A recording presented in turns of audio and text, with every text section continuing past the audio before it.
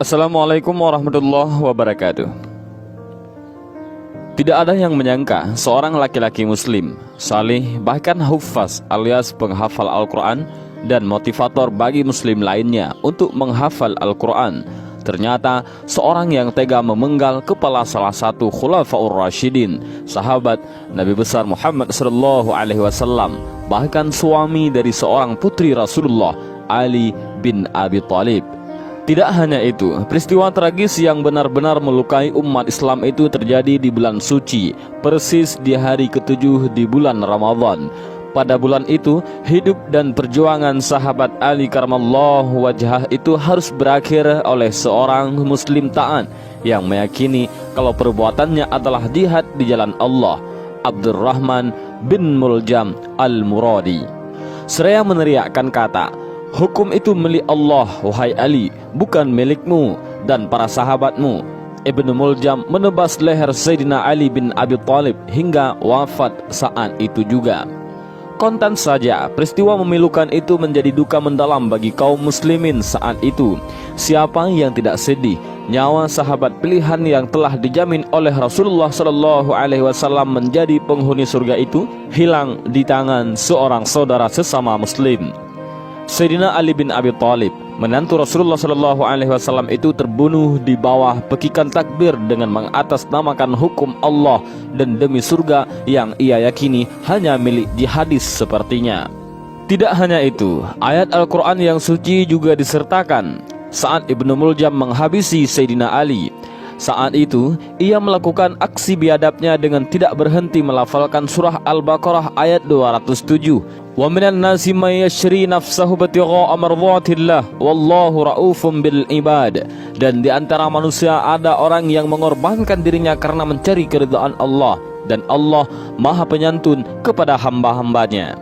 Dengan mengatasnamakan agama dan keyakinan Ibnu Muljam telah menjadi seseorang pembunuh berdarah dingin. Sedikit pun ia tak ragu untuk menghabisi nyawa sang khalifah. Maka atas aksinya Ibnu Muljam harus membayar mahal dengan hukuman qisas yang harus diterimanya. Pembunuh Ali bin Abi Thalib itu kemudian dieksekusi mati dengan cara qisas. Proses hukuman mati yang dijalankan terhadap Ibnu Muljam juga berlangsung dengan penuh drama. Saat tubuhnya diikat untuk dipenggal kepalanya, dia masih sempat berpesan kepada Al-Gojo, "Wahai Al-Gojo, janganlah engkau penggal kepalaku sekaligus, tetapi potonglah anggota tubuhku sedikit demi sedikit, hingga aku bisa menyaksikan anggota tubuhku disiksa di jalan Allah." Pesan itu disampaikan karena Ibnu Muljam meyakini dengan sepenuh hati bahwa aksinya mencabut nyawa ayah dari Al-Hasan dan Al-Husain itu adalah sebuah aksi jihad fi sabilillah. Keyakinan itulah yang telah menyebabkan seseorang sahabat terbaik, khalifah, bahkan menantu Nabi Muhammad SAW gugur di ujung pedang seorang muslim demi meraih surga dari jalan jihad yang diyakininya.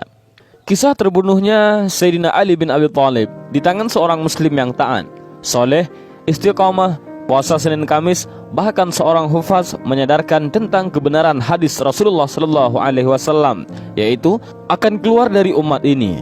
Beliau tidak mengatakan di antaranya, "Sesuatu kaum yang kalian menganggap remeh salat kalian dibandingkan salat mereka. Mereka membaca Al-Quran namun tidak melewati kerongkongan mereka. Mereka keluar dari agama bagaikan anak panah yang keluar dari busurnya." Hadis riwayat Bukhari.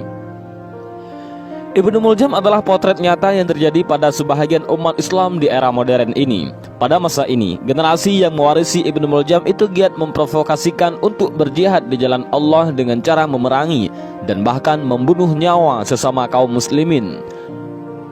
Ibnu Muljam dikenal sebagai sosok laki-laki yang saleh, zahid, bertakwa, istiqomah, puasa Senin Kamis, dan mendapat julukan Al-Maqqari', sang pencabut nyawa Sayyidina Ali itu seorang hufaz alias penghafal Al-Quran dan sekaligus orang yang mendorong sesama muslim untuk menghafalkan kitab suci tersebut.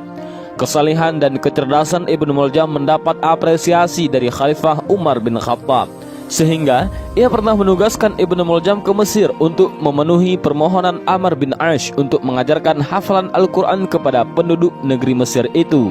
Atas kehebatannya, sampai-sampai Khalifah Umar bin Khattab menyatakan, "Abdurrahman bin Muljam, salah seorang ahli Al-Quran yang aku prioritaskan untukmu ketimbang untukku sendiri. Jika ia telah datang kepadamu, maka siapkan rumah untuknya untuk mengajarkan Al-Quran kepada kaum muslimin, dan muliakanlah ia, wahai Ammar bin Ash, kata Sayyidina Umar kepada Ammar bin Ash dalam suatu kesempatan.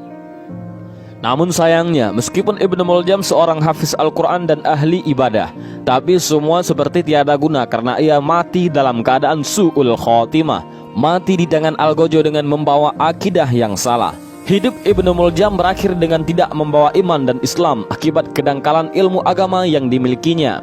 Afiliasinya kepada sekte Khawarij telah membawanya terjebak dalam pemahaman Islam yang sempit.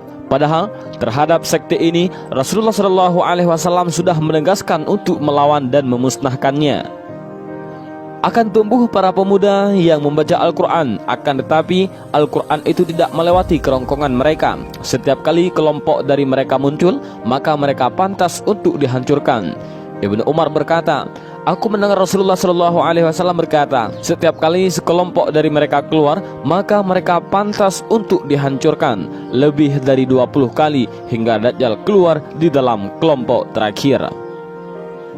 Gambaran tentang sosok yang mengklaim surga adalah miliknya dengan membabi buta sehingga muslim lainnya dianggap kafir tercermin dalam diri Ibnu Muljam. Karena pemahaman agama yang dangkal, Al-Quran hanya dilafalkan di mulut dan kerongkongannya, menyebabkan ia tak ragu melakukan perbuatan yang bertentangan dengan nilai-nilai luhur agama Islam, membunuh salah seorang sahabat Rasulullah SAW dan bahkan keluarga Rasulullah dengan alasan membela agama Allah dan Rasulullah. Sungguh ironi dan sangat menyedihkan. Mendengarkan sejarah berdarah tersebut, diakui atau tidak, saat ini di mana-mana telah terlahir generasi-generasi baru Ibnu Muljam yang bergerak secara masif dan terstruktur. Mereka adalah kalangan saleh yang menyuarakan syariat dan pembebasan umat Islam dari kesesatan. Mereka menawarkan jalan kebenaran menuju surga Allah dengan cara mengkafirkan sesama muslim. Ibnu Muljam gaya baru ini lahir dan bergerak secara berkelompok untuk meracuni generasi-generasi muda Indonesia, sehingga mereka dengan mudah menyesatkan bahkan mengkafir-kafirkan sesama muslim. Mereka dengan enteng menyesatkan kiai dan ulama. Parahnya, sikap seperti itu mendapat dukungan dari generasi yang belum banyak memahami Islam secara utuh. Raut wajah mereka memancarkan kesalehan yang bahkan tampak pada bekas sujud di dahi.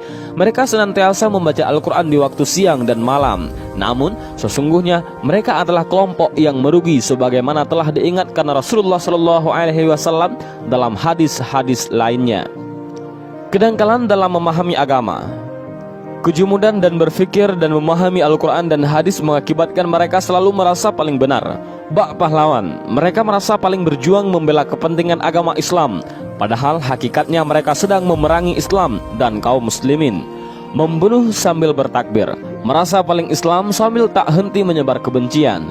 Saat ini kita menyaksikan bagaimana negara-negara Islam sedang mengalami kehancuran karena ulah para generasi Ibnu Muljam itu. Irak, Suriah, Libya, Yaman, dan lainnya porak-poranda berawal dari perasaan diri dan kelompoknya paling benar, sementara yang lain kafir hingga darahnya dihalalkan. Maka tidak ada pilihan lain bagi kaum muslimin selain harus terus waspada pada gerakan generasi Ibnu Muljam ini dengan menyiapkan generasi yang kuat dan tangguh, mempelajari dan memahami agama dengan benar agar tidak diracuni oleh golongan Ibnu Muljam gaya baru. Islam itu agama cinta damai. Islam itu agama rahmatan lil alamin. Islam itu merangkul dan bukan memukul. Islam adalah agama yang ramah, bukan agama yang marah. Islam adalah agama yang rahman, bukan penyebar ketakutan. Mudah-mudahan kisah singkat ini, yaitu kisah tentang terbunuhnya Sayyidina Ali oleh Ibnu Muljam yang merupakan salah seorang pemuda saleh, mudah-mudahan kisah ini bermanfaat. Wallahu a'lam bishawab. Assalamualaikum warahmatullahi wabarakatuh.